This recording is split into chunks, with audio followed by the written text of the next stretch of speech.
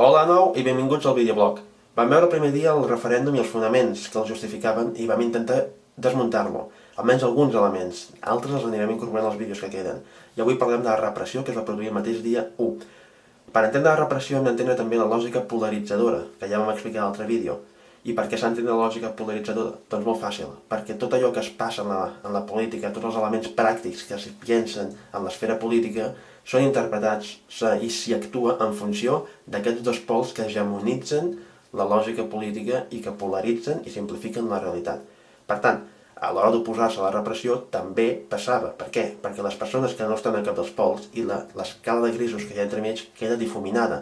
I per tant, algú que es pugui oposar a la repressió, que és una reacció pràctica d'un dels pols, doncs s'interpretarà que actua com si fos l'altre pol.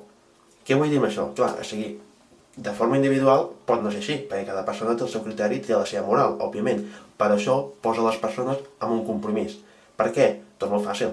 Perquè a les concentracions contra la repressió que hi va haver el dia 3 a la tarda, allà hi pot haver gent que estigui en contra de la repressió policial, per descomptat, que defensi el dret a decidir real, però sense que això vulgui dir necessàriament justificar aquell referèndum que va passar, i també que defensi la llibertat d'expressió, perquè la policia el que va fer va ser atacar la llibertat d'expressió. En últim terme, és això. És un dels drets fonamentals de la democràcia, i això no es pot permetre. Ara, deia, aquestes concentracions eren interpretades i van ser utilitzades amb la lògica de l'altre pol polaritzador.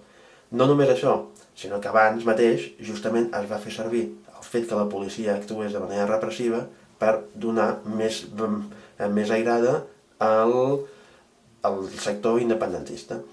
Fixeu-vos que el president Puigdemont, quan es va convocar aquella vaga general i aturada de país, que a mi em sembla que és un terme que s'han tret de la butxaca, el president Puigdemont va dir, amb una retòrica típica, aquelles coses, suposo, demano al poble de Catalunya, bla bla bla bla bla, que surti al carrer per donar suport a allò que hem fet, o sigui, el referèndum, i per donar suport a allò que volem fer, o sigui, la DUI.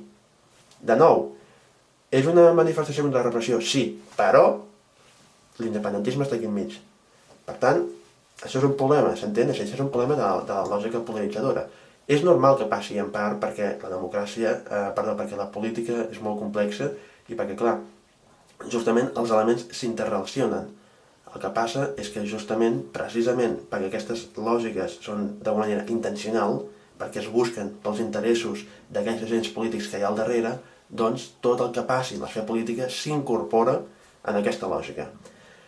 Per aquest motiu, per aquestes paraules d'en Puigdemont que poseu com a exemple, jo no vaig fer aquella vaga, l'anava a fer, després no la vaig fer, però vaig participar a les concentracions contra la repressió.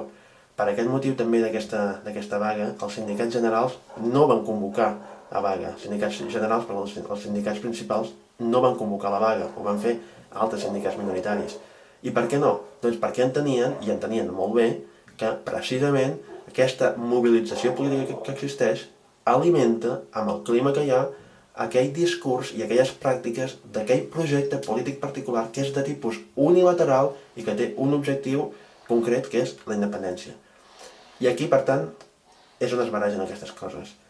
Per entendre millor això també hauríem de parlar del nacionalisme i l'independentisme, quines implicacions té, que això és el que tractaré en el proper vídeo.